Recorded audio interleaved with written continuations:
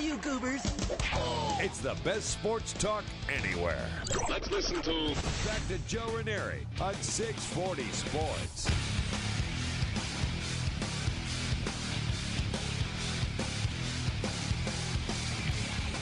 Welcome back in. Happy Tuesday. Joe Raineri, 640 Sports. Yankees tonight, game 2 of their set against the Tampa Bay Rays. 7:05 will be that first pitch. 6:20 will be the pregame. All the action here on 640 Sports. So, every now and then you get some stories that come across your desk where you look at them and sometimes you scratch your head and sometimes you go, no, that can't be. And then you remember, we said a lot of that same stuff when a certain individual wrote a book about steroid use in Major League Baseball, and we all shrugged it off as him being a complete whack job and having no idea what he was talking about and having an axe to grind. So, it's 2015. You like to give people the benefit of the doubt, so we're going to go ahead and do that today on the show. Joining us on 640 Sports, Paul Priore and Gary Toushek. They are the writers of the book Abused by the New York Yankees. Gentlemen, thank you for taking some time and stopping by with us. Joe, thanks for having us. My name is Gary. Gary, pleasure. Hi, I'm Paul. Thank you very much for having us. Not a problem, guys. And let me ask you right off the bat, because you read through this, and there's an awful lot of people that read this with skepticism. There's an awful lot of people, like I just talked about, say, this is just a guy with an axe to grind.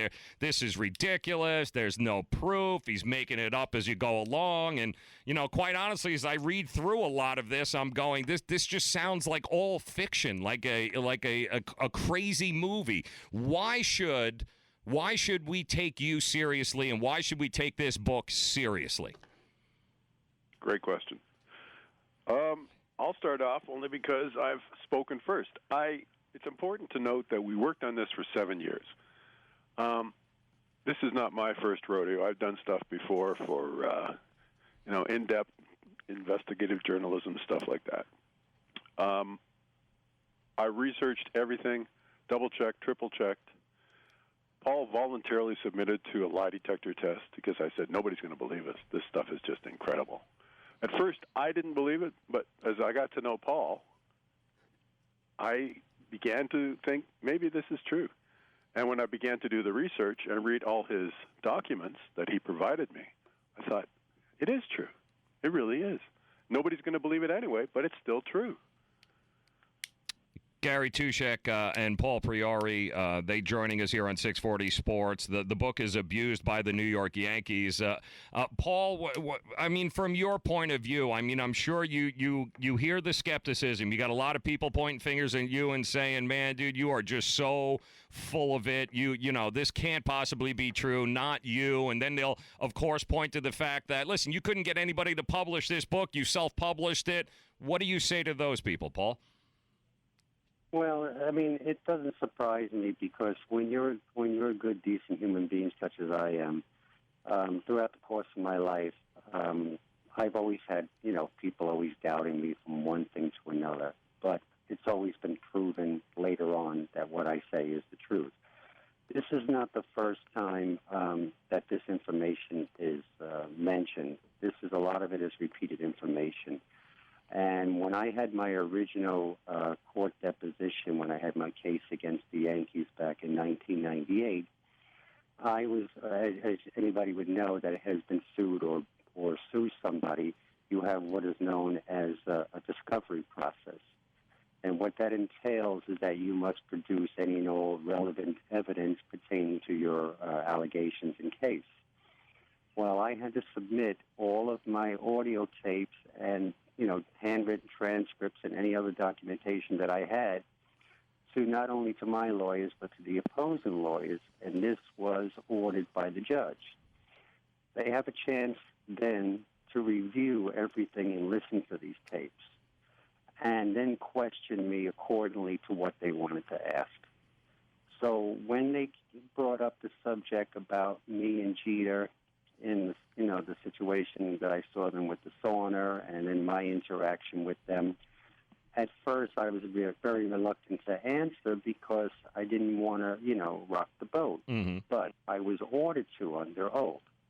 And as soon as I did that, they immediately wanted to get what they called a temporary gag order to prevent me from discussing it further.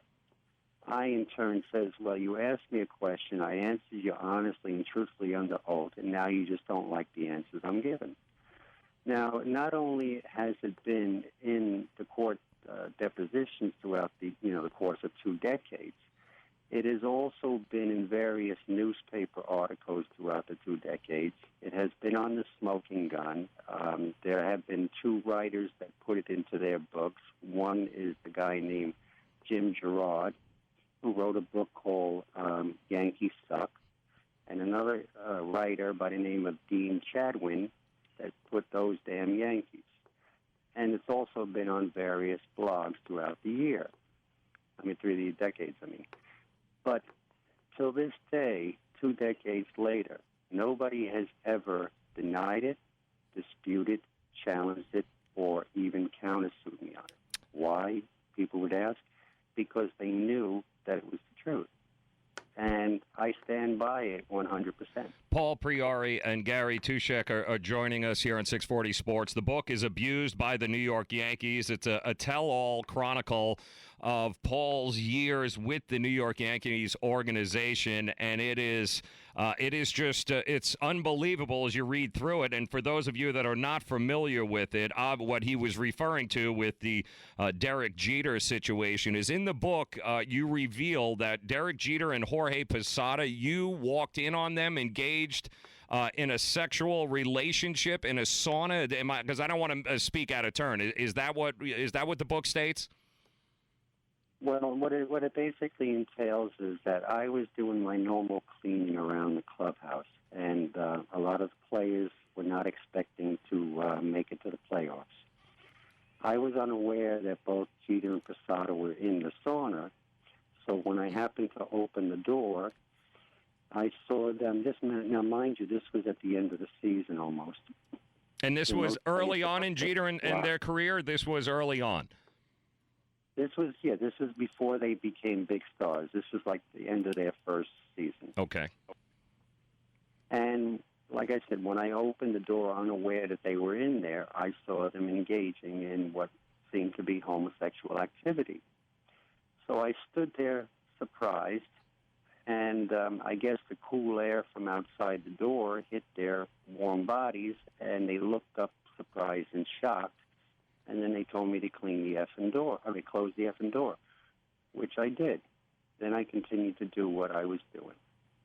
And then later on, after they finished showering and started getting dressed, they pulled me aside, and they basically were trying to, intimidate me and bullying me, telling me that I didn't see what I saw. I told them I know exactly what I saw. And they said to me, you're not going to say anything about it. I said, as long as I'm not forced to. You also went on to speak that eventually at some point in the game that you yourself were engaged in sexual activity with Derek Jeter and Jorge Posada as well as time went on?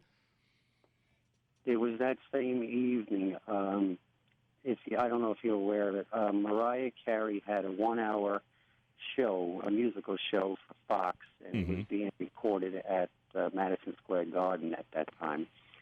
And Derek Jeter, he wanted to go as well as Jorge Posada. And I had to ask the head security guy, who not only worked at Yankee Stadium but also worked at Madison Square Garden, if I can get them to go to see the show, because we didn't need any tickets. We were just filling whatever seats were available. Mm-hmm. At first, he was reluctant to let them go, but then I said to him, you never know if these guys are going to be big one day, and maybe you might need a favor from them. So he agreed to let us go. And the two of them didn't want to take the subway because they were afraid. They heard all the stories about people being mugged and assaulted on the subway, so they insisted on driving. During that time, they were going to go back to their hotel, which was in Jersey City, the Radisson Hotel, drop off their stuff, and then they were to come back and get me.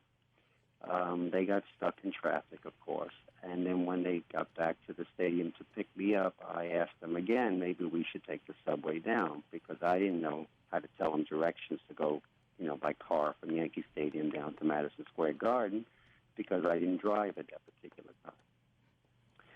So during the course of us driving, we ended up getting lost, and we went to different areas. Finally, we ended up back at the warehouses on 149th Street in Grand Concourse, where the old Yankee Stadium was at that time.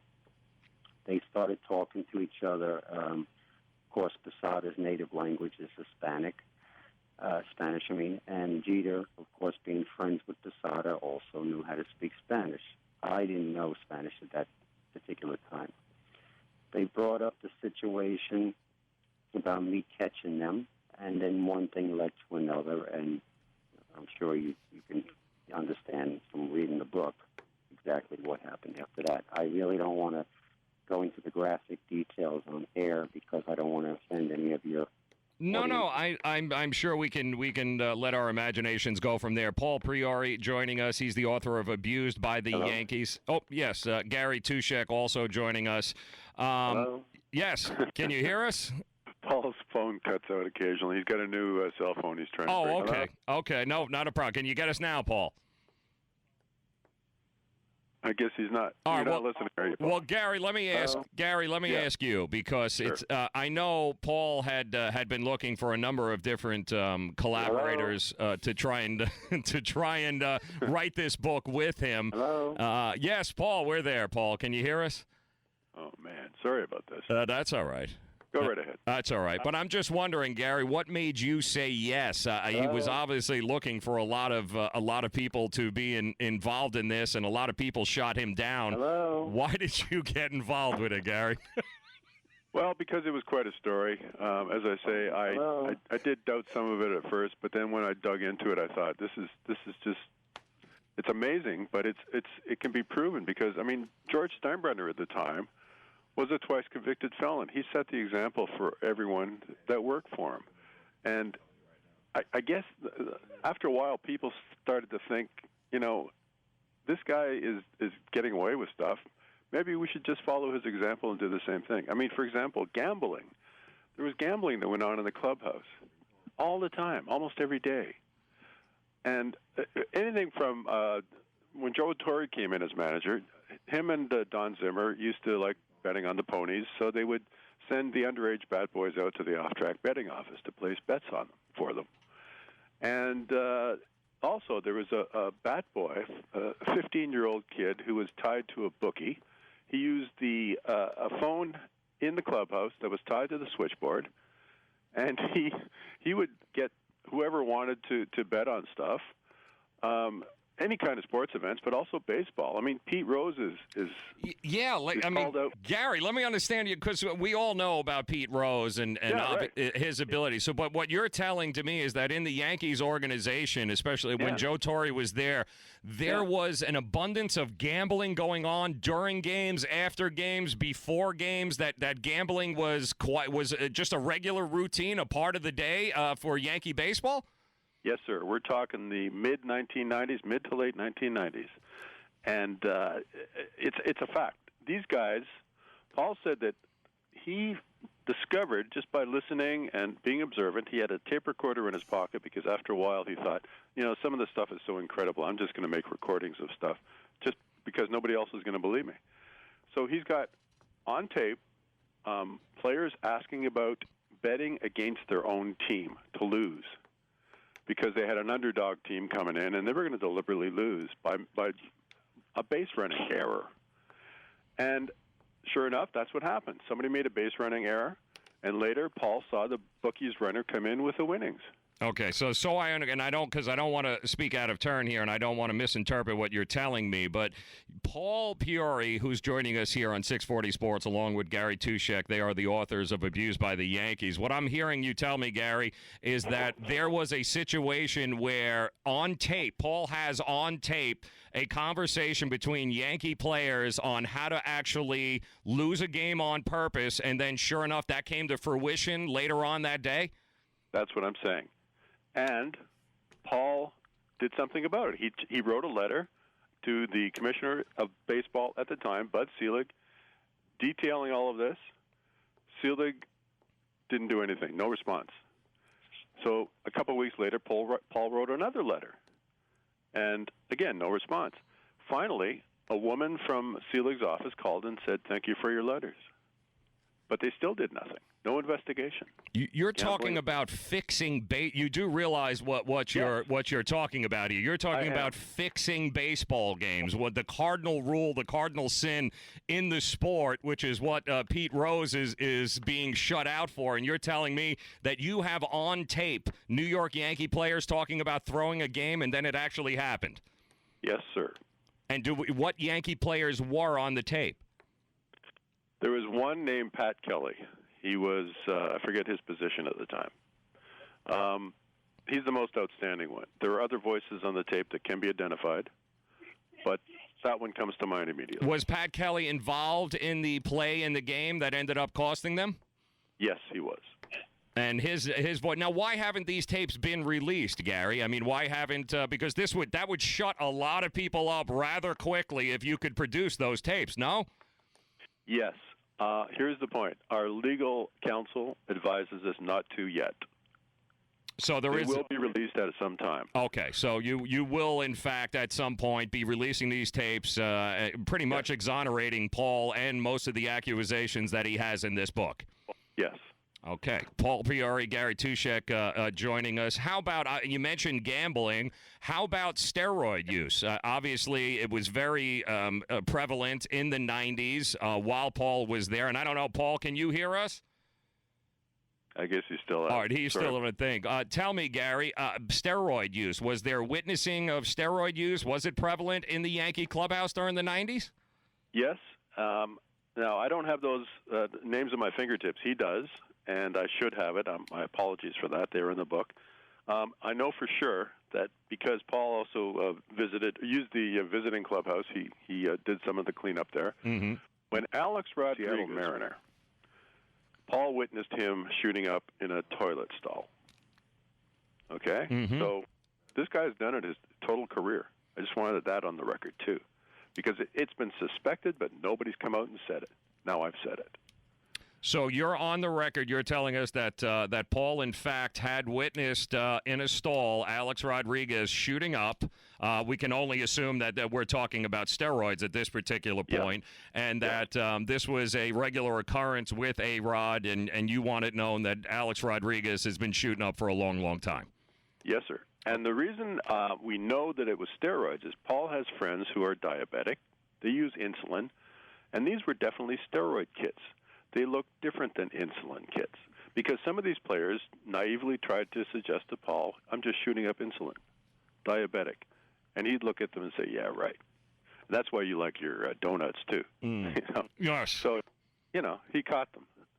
So again, Alex is for sure is a name, and I'm shocked here, Gary, as I'm listening to you speak, and I'm trying to figure out, and Paul brought it up before. You're going on record accusing Alex Rodriguez of shooting up in a bathroom stall. You're going on record saying that you have, in fact, proof that the Yankees had thrown baseball games in the early 90s while betting on them. Why haven't attorneys from every side here just slammed down on you and said, cease and desist, and absolutely not? Why hasn't anybody come out and tried to shut you guys up? Because we're telling the truth. Wow. It's that simple. Paul has never been countersued for his lawsuit against the Yankees after they falsely dismissed him. They accused him of selling. This is a funny one too. They had to get rid of him because there were 3 periods of abuse. I classify them as 3. First, they accidentally found out that Paul was gay because he kept that a very personal, private thing. And they eventually found out, and they started to verbally abuse him, gay bashing. And that was almost daily.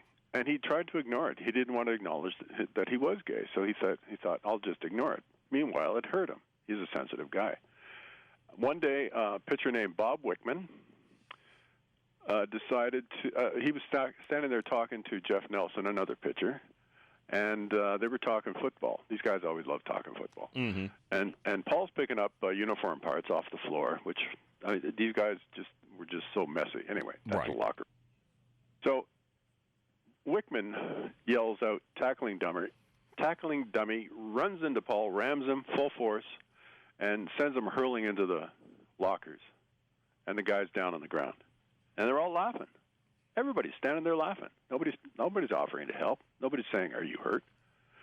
A couple weeks later, by the way, he did have a few injuries from that, but he was determined not to let bullies get to him.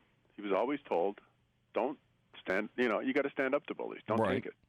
So he went back to work, and they thought, "Wow, this guy's tough." He came back to work. A couple weeks later, Wickman and Nelson were popping pills. Now, we don't know what kind of pills, but they always acted goofy after taking these pills. And one day, it was hot in the middle of the summer, and Wickman is standing there naked. I mean, before or after shower or whatever, and he picks up this black baseball bat, and he grabs Vaseline onto the end to lube the end of it, the wide end, not the narrow end. And he walks over to Paul, and he's got these wild eyes, as Paul describes them. And he says, "I'm going to stick this in you." And he said, "Grab him." And he's talking to Jeff Nelson and, get ready, Mariano Rivera.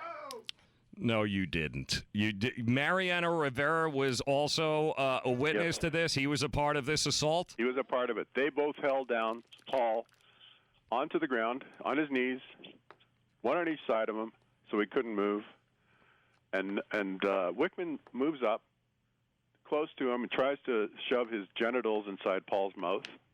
And Paul's clenching his teeth, just writhing in agony, screaming at the top of his voice. The players are mixed. Some of them aren't saying anything, and some of them are cheering. Okay, there's lots of guys around.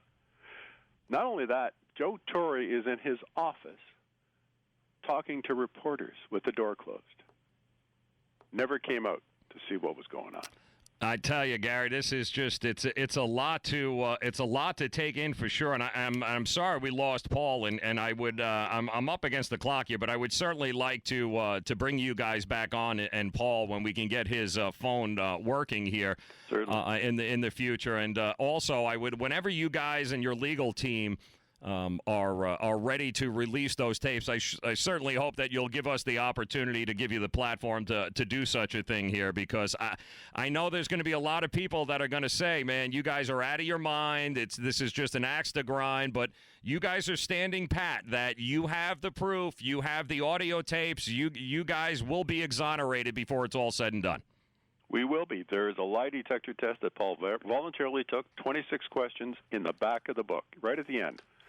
Abused by the New York Yankees, and our website is abusedbytheyankees.com. It's the only place you can buy our book. Why wouldn't any other, I mean, obviously they might have been afraid of lawsuits, but why wouldn't any publisher jump on this and say, you're talking about fixing baseball games, you're talking about Alex Rodriguez with a needle in his arm, we're talking about sexual abuse by the game's greatest closer. Why wouldn't a publishing company be all over this? Great question. I can do it quickly. We went to two of the biggest publishers in the world because I thought we're going to have that if we're going up against the Yankees, right? We let the first one look at it, but they signed our non-disclosure, so I can't give you their names. Mm-hmm. The first one took 3.5 months to analyze this thing, going back and forth. They talked to their lawyer in New York City, and at the last minute, the lawyer said, without talking to me, I didn't get a chance to talk to him, he said, "Sorry, it's just too controversial." And later, apparently he was a Yankee fan, so that's got something to do with it. But they were so close. The editor and her boss, the publisher's assistant publisher, wanted to publish this thing. They could see the bestseller. And anyway, they turned it down. We went to the next one.